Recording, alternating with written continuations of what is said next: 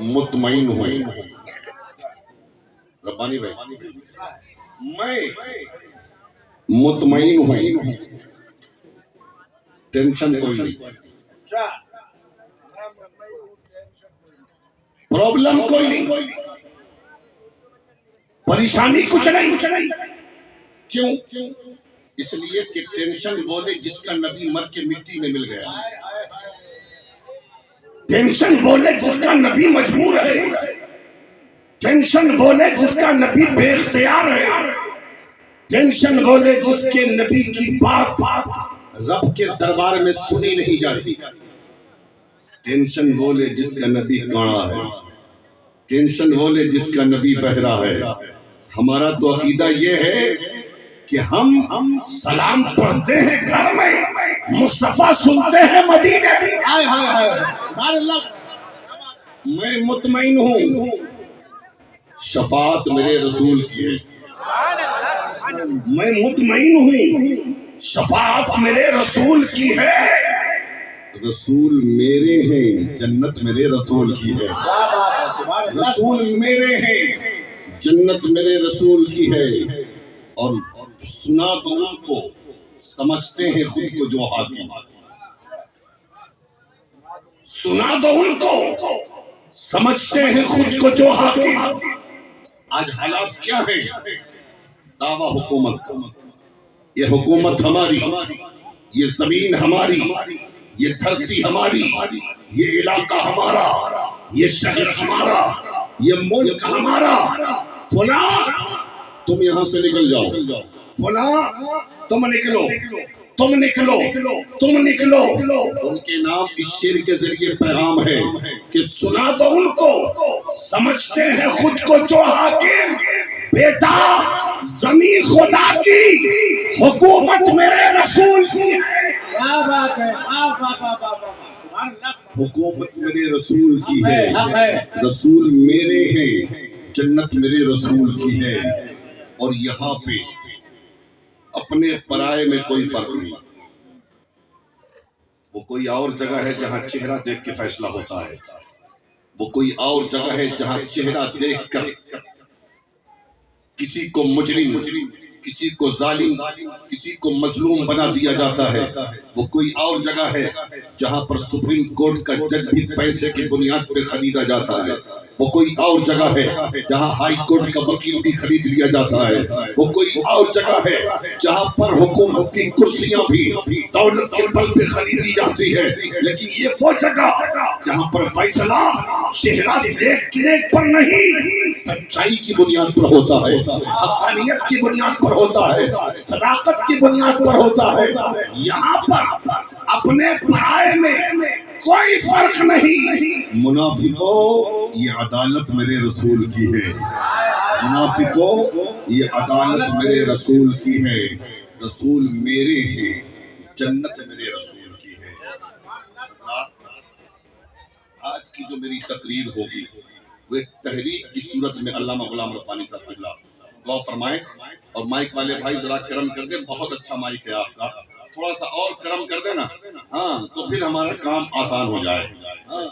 تاکہ اگلی تقریر جو کل کرنی ہے وہ کم سے کم آسانی کے ساتھ کر لیا جائے. سمجھ رہے ہیں نا؟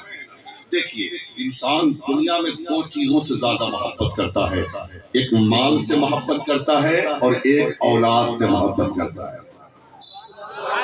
صحیح ہے، مال سے محبت کرتا ہے اور ایک اولاد سے محبت کرتا ہے.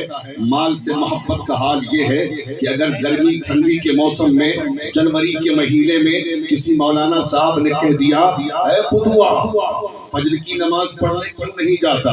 حضرت ٹھنڈی بہت لگتی ہے، ڈر لگتا ہے ٹھنڈی جاڑا نہ لگ جائے، کہیں بیمار نہ پڑ جاؤ. لیکن کسی نے اگر جنوری کے مہینے میں خبر کر دی اگر تم رات کے بھور کے 4 بجے یا 3 بجے فلاں جگہ پہ یہاں سے 15 کلومیٹر دور جاؤ گے تو تمہیں 50,000 روپے ملے گا، تیرا فائدہ 1 لاکھ روپے کا ہوگا.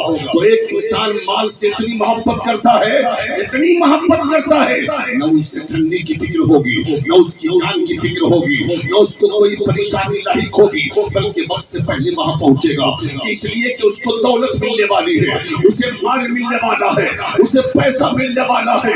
یہی وجہ ہے مال کے کمانے کے لیے انسان صبح سے لے کے شام تک محنت کرتا ہے، رات تک محنت کرتا ہے، اپنی نیندوں کو قربان کرتا ہے، اپنے آرام کو قربان کرتا ہے، ساری قربانیاں مال جمع کرنے میں، اور نتیجہ یہ نکلتا ہے دولت اکٹھا کیا، ایک بلڈنگ بنایا، دوسری بلڈنگ کی فکر ہے، دوسری بنا لیا، تیسری کی فکر ہے، تیسری بنا لیا، چوتھی کی فکر ہے، چوتھی بنا لیا، پانچویں کی فکر ہے، ایک گاڑی خرید لیا، دوسری گاڑی کی فکر ہے، دوسری خرید لیا، تیسری کی فکر ہے، تیسری خرید لیا، چوتھی کی فکر ہے، چوتھی خرید لیا، پانچویں کی فکر ہے، ایک کٹھا زمین خرید لیا، دوسرے کٹھے کی فکر ستا رہی ہے، دوسرے کٹھے کا انتظام ہو گیا، تیسرے کٹھے کی فکر ستا رہی ہے، تیسرے کٹھے کا انتظام ہو گیا، چوتھے کٹھے کی فکر ستا رہی ہے، چوتھے کٹھے کا انتظام ہو گیا، پانچویں کٹھے کی فکر ستا رہی ہے، اور جب ایک انسان مالدار ہو جاتا ہے تو دعویٰ یہ کرتا ہے یہ بلڈنگ ہماری ہے،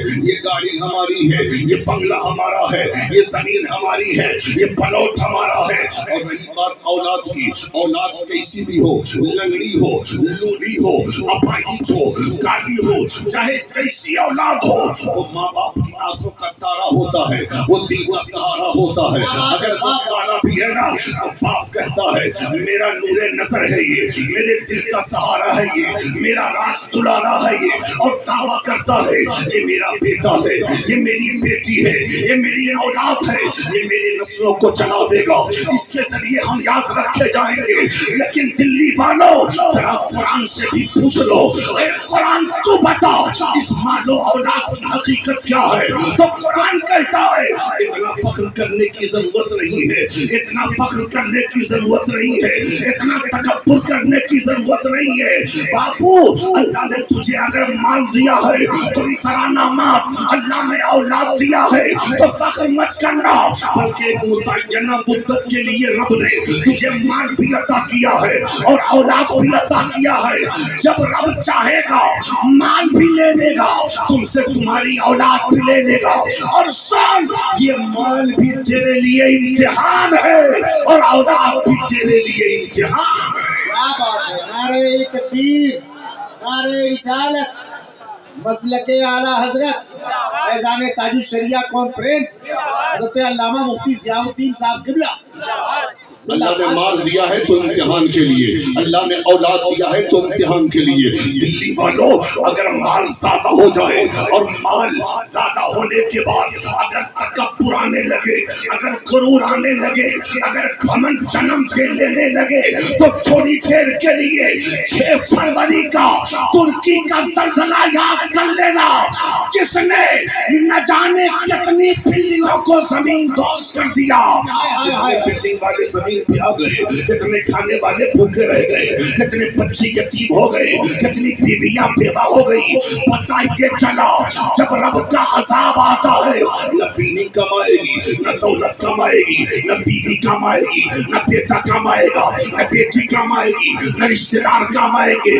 اس لیے اللہ اگر دولت دے تو اس دولت کو اچھے کام میں خرچ کیا کرو، اللہ اگر مال دے اس مال کو اچھے کام میں خرچ کیا کرو۔ ایک ایک روپے کا حساب رب کی بارگاہ میں دینا ہوگا، اللہ پوچھے گا میں نے تجھے اتنی دولت دی، بتا کہاں کہاں خرچ کیا ہے، کہاں کہاں تو نے اسے لٹایا ہے۔ اگر آپ نے مال مسجد کے لیے خرچ کیا، اگر مدرسے کے تعاون میں خرچ کیا، اس مال سے کسی بھوکے کو کھانا کھلا دیا، کسی ننگے کو کپڑا پہنا دیا، کسی بیوہ کے سر پہ دوپٹہ ڈال دیا، کسی یتیم کی مدد کر ڈالی، کسی غریب کی بیٹی کی شادی میں مدد کیا، تو یہ مال آپ کے لیے نجات کا ذریعہ بن جائے گا، نجات کا ذریعہ بن جائے گا۔ اور رہی بات اولاد کی، اولاد کے بارے میں پوچھا جائے گا میں نے تمہیں بیٹا دیا تھا تعلیم کیا دی، میں نے تجھے بیٹی دیا تھا تربیت کیا دی۔ اگر آپ نے اپنے بیٹے کو حافظ قرآن بنایا، عالم دین بنایا، مسلک اعلیٰ حضرت کا سچا سپاہی بنایا، اسلام کا سپاہی بنایا، بیٹی کو کنیز فاطمہ بنایا، تو نتیجہ یہ نکلے گا یہ آپ کی اولادیں زمین پر نیکیاں کریں گی، اللہ قبر میں آپ کو اس کا ثواب عطا فرمائے گا۔ سبحان اللہ، سبحان اللہ۔ لیکن کہتے ہیں بیٹا کو مولوی صاحب بنائے گا تو کتنا کمائے گا, حافظ بنائے گا تو کتنا کمائے گا, قاری بنائے گا تو کتنا کمائے گا. یہ 5,000 کمانے والا, یہ 10,000 کمانے والا آج کے مہنگائی کے دور میں کیا کرے گا؟ ڈاکٹر بناؤ تاکہ لاکھوں روپے کمائے, انجینئر بناؤ تاکہ لاکھوں روپے کمائے, پروفیسر بناؤ تاکہ لاکھوں روپے کمائے, اور پائلٹ بناؤ تاکہ لاکھوں روپے کمائے. میں پوچھنا چاہتا ہوں مسلمانوں, کم مولانا نے کسی نے منع کیا ہے اپنے بیٹے کو ڈاکٹر مت بناؤ, اپنے بیٹے کو انجینئر مت بناؤ, اپنے بیٹے کو پروفیسر مت بناؤ, اپنے بیٹے کو پائلٹ مت بناؤ. میں تو کہتا ہوں سب بناؤ, اور سب سے پہلے اپنے بیٹے کو قرآن پڑھاؤ. بے شک جب قرآن پڑھو گے تو فائدہ کیا ہوگا؟ سنو.